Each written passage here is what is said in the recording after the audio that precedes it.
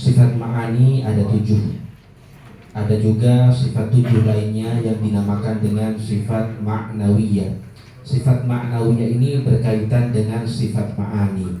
Misalnya Allah punya sifat ma'ani yang bernama al-ilmu, dan sifat ma'nawiyahnya adalah al-alim. Sifat ma'ani adalah sifatun subutiyah, sifat yang ada, yang mana memang para ulama tentang sifat ma'ani dan ma'nawiyah berbeda pendapat. Ada yang mengatakan tidak perlu menyebutkan sifat-sifat ma'nawiyah. Jadi termasuk Imam Dardir memilih pendapat ini, bahwasanya sifat ma'nawiyah itu tidak masuk kepada sifat-sifat yang wajib bagi Allah. Jadi bagi beliau sifat yang wajib bagi Allah itu ada 13. Dari 20 itu yang dikurangi adalah sifat ma'nawiyah. Sifat ma'ani adalah sifat wujudiyah yang ada, qaimah bidzat, yang ada pada zat Allah Subhanahu wa taala. Jadi itu adalah definisi dari sifat ma'ani. Jadi sifat itu ada. Sifat itu ada yang ada juga pada Allah Subhanahu wa taala. Urutannya adalah dimulai dari al-ilmu, kemudian al-iradah, kemudian al-qudrah, kemudian al-hayah, kemudian as-sama', kemudian al-basar, kemudian al-kalam. Sedangkan ma'nawiyah, kalau kita katakan ada, itu semuanya berkaitan dengan ma'ani. Ulama-ulama yang mengatakan bahwasanya sifat ma'nawiyah itu ada, mengatakan ma'nawiyah itu juga sifat wujudiyah. Sedangkan ulama yang menafikan sifat ma'nawiyah, mereka mengatakan bahwasanya ma'nawiyah itu namanya haliyah. Kemudian beliau Syekh Jamal menjelaskan bahwasanya sifat ma'ani ini memang betul-betul ada, bukan ada zat baru zat menciptakan sifat itu, tidak. Jadi memang ada sejak awal zati, memang sejak dari sononya memang seperti itu. Bukan ada zat dulu baru Allah menciptakan sifat-sifat itu. Tidak seperti itu. Makanya para ulama membantah kepada Imam Fakhruddin Ar-Razi yang mengatakan bahwasanya sifat ma'ani adalah sifat-sifat yang mungkin, yang mungkinah, yang Allah ciptakan pada zatnya Allah Subhanahu wa taala. Jadi mereka mengingkari Imam Razi karena beliau mengatakan hal seperti itu. Sementara jumhur ulama mengatakan bahwasanya sifat ma'ani adalah sifat wujudiyah, sifat yang memang ada, yang bukan zat, namun ada pada zat, qaimah bidzat, dan tidak terlepas dari zat Allah Subhanahu wa taala. Kemudian beliau masuk kepada sifat pertama dari sifat-sifat ma'ani. Yang pertama adalah al-ilmu. Yang perlu kita ketahui bahwasanya ilmu Allah Subhanahu wa taala berbeda dengan seluruh ilmunya makhluk. Ilmunya Allah itu namanya huduri, semuanya ada, semuanya jelas bagi Allah Subhanahu wa taala. Jadi ilmunya Allah namanya ilmu huduri. Segala sesuatu itu jelas bagi Allah Subhanahu wa taala sekaligus, yakni tidak ada yang lalu, tidak ada yang sekarang, tidak ada yang akan datang bagi Allah Subhanahu wa taala. Karena memang bagi Allah tidak ada zaman. Allah ilmunya itu muhitun, yakni mencakup segalanya, tidak ada yang samar bagi Allah kemudian jelas. Jadi semuanya sejak qadim memang sudah jelas bagi Allah Subhanahu wa taala dengan satu ilmu. Makanya tidak boleh dikatakan ilmu Allah adalah ilmu yang nazari atau daruri, atau ilmu wahbi atau ilmu kasbi, karena belajar atau berusaha tahu, tidak. Allah Subhanahu wa taala itu berbeda dengan ilmu pengetahuannya semua makhluknya. Kemudian ada yang bertanya, iblis kan dulunya sebelum menolak perintah Allah adalah paling bagusnya makhluk, yang paling taat kepada Allah. Kemudian iblis melanggar perintah Allah, tidak mau sujud kepada Nabi Adam. Apakah dulunya Allah ridha kepada iblis, kemudian ketika iblis menolak sujud lalu berbalik Allah melaknat iblis? Begitupun juga sebaliknya. Dulu Sayyidina Umar misalnya dalam keadaan yang bejat, kemudian Sayyidina Umar masuk Islam dan Allah ridha kepada Sayyidina Umar. Apakah dulunya Allah melaknat Sayyidina Umar, kemudian ketika Sayyidina Umar masuk Islam Allah berbalik menjadi ridha? Beliau mengatakan tidak. Allah, karena Allah Maha mengetahui, jadi sejak awal Allah memang melaknat iblis, bahkan ketika iblis lagi taat-taatnya kepada Allah. Begitupun juga Allah itu telah ridho kepada Sayyidina Umar meskipun ketika itu Sayyidina Umar sedang dalam keadaan musyrik. Jadi tidak berubah ilmunya Allah. Contohnya misalnya apa? Ada orang punya anak, dia itu misalnya dikasih tahu oleh orang yang bisa nerawang itu, indigo atau semacamnya, bahwasanya anak kamu nanti itu akan jadi presiden misalnya. Anaknya akan jadi presiden misalnya. Maka apapun yang dikatakan oleh orang-orang misalnya ketika masa anak-anaknya anaknya ini nakal, anaknya ini gini, maka sang ayah karena dia tahu masa depan anaknya, dia biasa saja. Jadi tidak pernah marah kepada, tidak pernah mangkal kepada anaknya, karena dia tahu nanti masa depan anaknya akan jadi presiden misalnya. Jadi kurang lebih seperti itulah.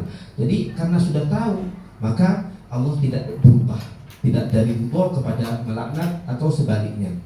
Tapi manusia yang nggak tahu ya berubah tuh, ilmunya berubah. Ketika tahunya sekarang kebetulan dia nakal, saya nggak suka. Tapi kemudian ketika berubah, saya suka.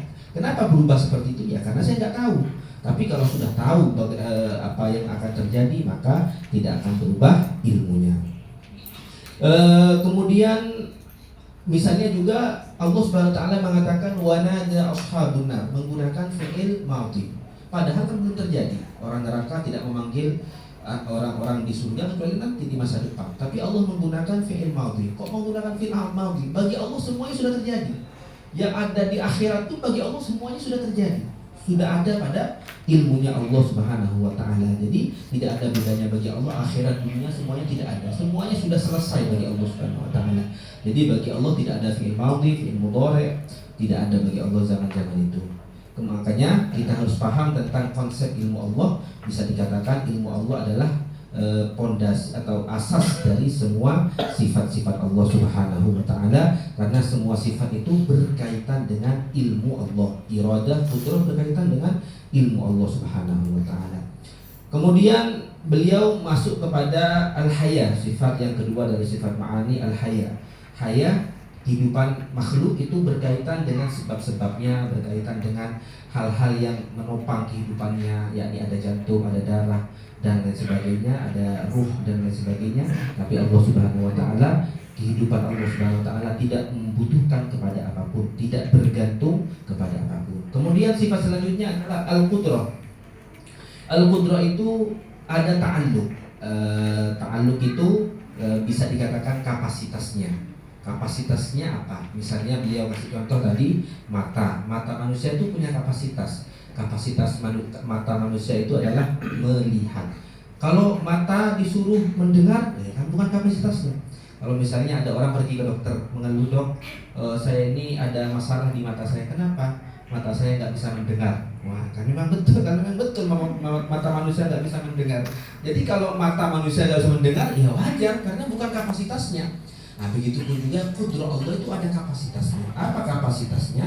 Ta'alluqnya adalah al-mumkinat, semua yang mungkin. Kalau wajib tidak berkaitan dengan itu. Begitupun juga mustahil. Jadi wajib kan pasti ada. Nah, qudrah ngapain kepada yang sudah ada? Kalau diadakan itu namanya tahsilul hasil, sudah ada ngapain diadakan lagi?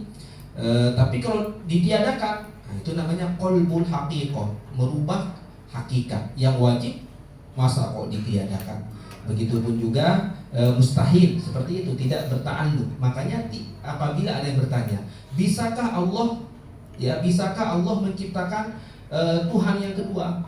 Bisakah Allah menghancurkan dirinya sendiri? Ya nggak bisa lah. Kenapa? Karena bukan kapasitasnya. Kembali kepada tadi, sebagaimana mata tidak bisa mendengar, bukan kapasitas Allah. Kenapa? Adanya Allah itu wajib, tidak mungkin berubah menjadi tidak ada. Jadi pertanyaan-pertanyaan seperti itu yang di luar kapasitas qudrah itu pertanyaan yang salah. Kemudian qudrah itu apa sih kapasitasnya? Dataan mobil mungkinat, berkaitan dengan semua yang mungkin, ijadan, diciptakan, au i'daman, atau ditiadakan.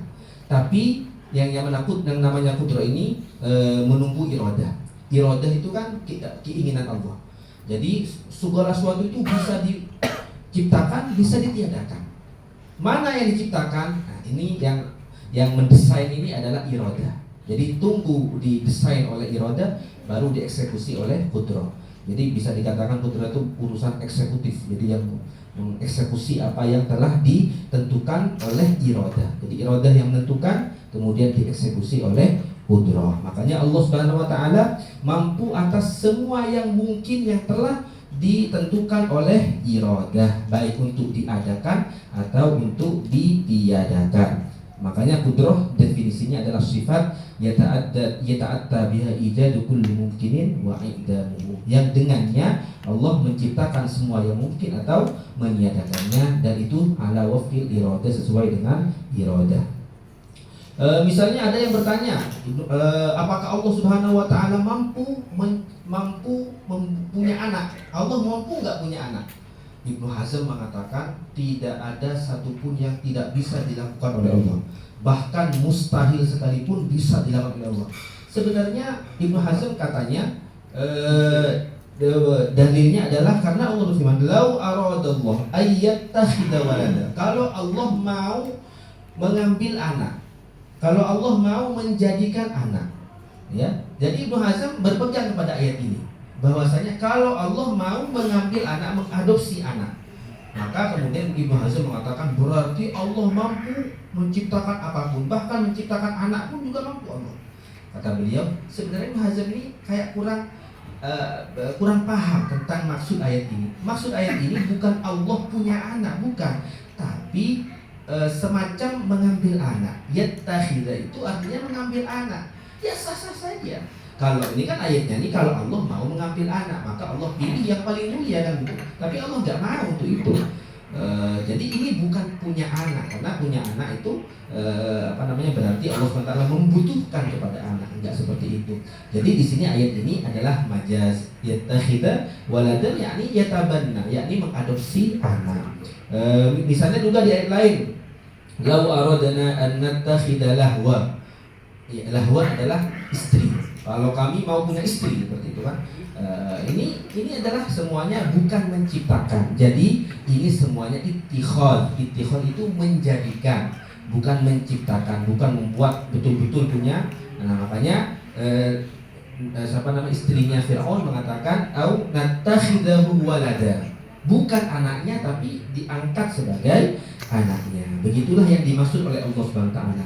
Makanya setiap ada keinginan, setiap yang ada ta'alluq dengan keinginan, semua yang digantungkan dengan keinginan Allah, maka itu bisa dita'alluq dengan qudratullah. Karena Allah mengatakan lau, kalau. Jadi semua kalau di Al-Quran itu mampu Allah ciptakan itu. Jadi tidak mungkin qudratullah berkaitan dengan yang mustahil. Maka tidak mungkin Allah Subhanahu wa taala meniadakan zatnya Allah Subhanahu wa taala sendiri. Kemudian kaidah yang penting juga ta'liqul muhal, at-ta'liq 'alal muhal. Kalau digantungkan kepada suatu yang mustahil, itu juga mustahil. Jadi ada qudrah, ada iradah. Qudrah itu eksekusi, mengeksekusi. Iradah itu mentaksis. Taksis itu adalah menentukan dari 6 perkara yang saling bertentangan. Misalnya ada, tiada, diadakan atau ditiadakan. Kemudian misalnya kalau ada di tempat mana, kalau ada di tempat mana, ada di waktu yang kapan. Ini 4 sudah.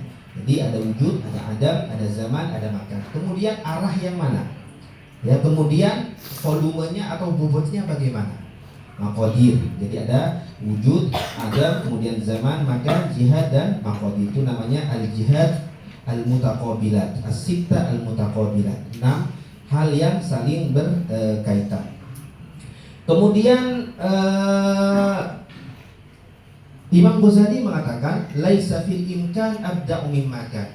Para ulama banyak membahas tentang perkataan Imam Ghazali ini. Imam Ghazali mengatakan tidak mungkin ada yang lebih daripada yang sudah ada. Tidak mungkin ada yang lebih dari yang sudah ada. Sebagian ulama membawa pemahaman ini kepada qudrah, sampai mengatakan Allah nggak mungkin. Jadi kalau ini dipahami dengan qudrah, berarti Allah nggak mungkin menciptakan yang lebih bagus daripada yang sudah ada. Misalnya ada pertanyaan, siapa makhluk yang paling utama? Nabi Muhammad dong. Dijawab, bisakah Allah menciptakan yang lebih utama daripada Nabi Muhammad? Gitu. Nah, Allah sudah menciptakan alam dengan bentuk yang segini indahnya kan. Bisakah Allah menciptakan yang lebih baik daripada alam yang sudah ada ini? Kalau berkaitannya dengan kudroh, kita katakan bisa. Allah bisa menciptakan yang lebih mapan daripada alam, yang lebih bagus daripada alam. Misalnya Allah menciptakan kita kan dengan 2 kaki. Bisakah Allah menciptakan kita dengan 4 kaki? Ya bisa-bisa saja, tidak ada masalah. Tapi masalahnya kalau kita sholat, gimana kalau kita punya 4 kaki, mau ruku, mau sujud, mau tasyahud awal gitu kan? Sulit juga gitu kan.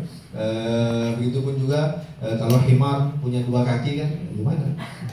Jadi gimana? Jadi bisakah menciptakan yang lebih? Jadi perkataan Ghazali tidak mungkin untuk lebih daripada yang sudah ada. Kalau dibawa kepada kudroh, ini salah, gak bisa dibenarkan. Meskipun perkataan Ghazali, kenapa? Karena kudratullah mampu menciptakan yang lebih bagus daripada yang sudah ada. Allah mampu, kudratullah, menciptakan yang lebih mulia dari Nabi Muhammad. Tapi Allah tak menciptakan. Makanya perkataan tidak mungkin menciptakan yang lebih dari yang ada, maksudnya bukan kudrah, tapi maksudnya ilmu Allah, sesuai dengan ilmu Allah. Allah tahu bahwasanya ini yang terbaik. Maka karena Allah tahu ini yang terbaik, gak ada yang lebih lagi, maka Allah ciptakan seperti itu. Tapi kalau berkaitan dengan kudrah, dia mampu saja Allah menciptakan yang lebih dari Nabi Muhammad. Tapi misalnya Allah sudah tahu bahwasanya yang paling sesuai dengan manusia dia dengan 2 kaki. Itu yang paling sesuai, sudah sesuai dengan ilmu Allah. Tapi kalau melihat kepada kudratullah, ya sah-sah saja, mampu saja Allah Subhanahu wa taala menciptakan yang lebih dari itu. Jadi Allah Subhanahu wa taala seperti misalnya apa? Ada orang yang dia mampu ngasih uang 100 miliar. Mampu ngasih uang 1000 triliun, mampu ngasih uang seperti itu. Tapi kemudian dia misalnya memberi uang hanya 10 juta. Itu kan sesuai dengan pengetahuannya. Jadi untuk orang ini yang cocok itu adalah 10 juta. Tapi dia mampu untuk lebih daripada itu. Jadi bedakan antara ilmu Allah tahu mana yang lebih cocok, dan kudratullah. Kudratullah selama itu mungkin, maka Allah masih mampu. Dan karena menciptakan misalnya yang lebih baik dari alam ini Allah mungkin, maka kudratullah bisa menciptakan.